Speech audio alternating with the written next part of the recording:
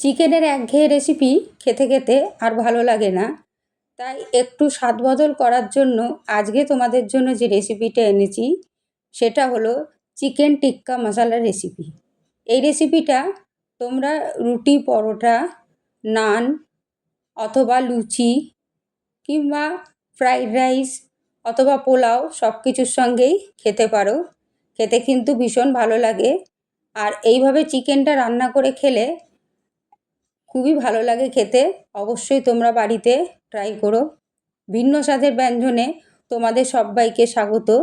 আশা করি তোমরা সবাই ভালো আছো। আমি এই রেসিপিটা বানাতে প্রথমেই নিয়ে নিয়েছি 800 গ্রাম মতো চিকেন। ভালো করে ধুয়ে নিয়েছি। তারপর দিয়ে দিয়েছি প্রায় 50 গ্রামের মতো টক দই, আর দিয়েছি সামান্য একটু পাতিলেবুর রস, আর দিয়ে দেবো একটু ধনে গুঁড়ো, একটু জিরে গুঁড়ো, একটু কাশ্মীরি লঙ্কা গুঁড়ো, একটু এমনি লঙ্কা গুঁড়ো, আর দিয়ে দেবো সামান্য পরিমাণে একটু হলুদ, একটু গরম মশলা, আর দেবো একটু তন্দুরি মশলা।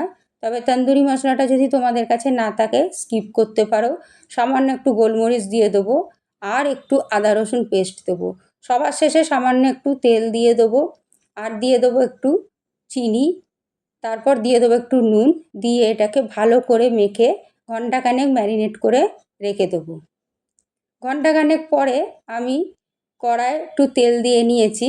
এইবারে আমি মশলাগুলোকে ছাড়িয়ে নিয়ে চিকেনগুলোকে একটু লাল লাল করে ভেজে নেব। এইভাবে চিকেন টিক্কা মশলা করলে খেতে কিন্তু ভীষণ ভালো লাগে। অবশ্যই তোমরা বাড়িতে ট্রাই করো। আর করাটাও খুব সহজ। এতে চিকেনটা খেতে খুবই ভালো লাগে, একদম অন্যরকম লাগে চিকেনের স্বাদটা। কড়াটা আমি ভালো করে ধুয়ে নিয়েছি, নিয়ে যে চিকেন ভাজার তেলটা ছিল সেই তেলটা দিয়ে নেব।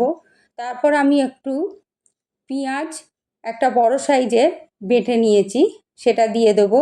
আর একটু দিয়ে দেবো আদা রসুন পেস্ট, আর একটু দিয়ে দেবো ধনে গুঁড়ো, জিরে গুঁড়ো, লঙ্কা গুঁড়ো, আর দিয়ে দেবো একটু গরম মশলা গুঁড়ো। এগুলো দিয়ে আমি একটু ভালো করে তেলে কষে নেব। কষে নেওয়ার পরে আমি দুটো মাঝারি সাইজের টমেটো ভালো করে বেটে নিয়েছি। এবার এই টমেটোটা এর মধ্যে দিয়ে আমি ভালো করে কষে নেব। এই চিকেন টিক্কা মশলাটা তোমরা এমনি শুধু ভাজা অবস্থাতেও খেতে পারো, খেতে কিন্তু ভীষণ ভালো লাগে। দেখো যে মশলা জলটা ছিল চিকেনগুলো ভাজার পর, সেই মশলার জলটা আমি এতে দিয়ে দেবো। সামান্য একটু ড্রাই রোস্ট করে রেখেছিলাম কাসুরি মেথি, সেটাও আমি এর মধ্যে দিয়ে দেবো। এবার ভালো করে কষে নিয়ে যে চিকেনগুলো আমি ভেজে রেখেছিলাম সেগুলোর মধ্যে দিয়ে একটু ভালো করে ওপর নিচ করে মিশিয়ে দিয়ে সামান্য পরিমাণে একটু জল দেব। এটা একদমই ড্রাই হয়, তাই জলের পরিমাণ একদম কম দিতে হবে। আর চিকেনটা মোটামুটি 1 ঘন্টা ম্যারিনেট করা ছিল, আর ভাজা হয়েছে বলে সেদ্ধ মোটামুটি 90% হয়ে যায়, তাই জলটা একদম পরিমাণ মতো দিতে হবে। বন্ধুরা, আমার রেসিপিগুলো তোমাদের কেমন লাগে অবশ্যই আমাকে কমেন্টে জানিও। তোমরা পাশে না থাকলে আমি কিছুতেই এগোতে পারবো না, তাই তোমাদের সহযোগিতা একান্ত কাম্য।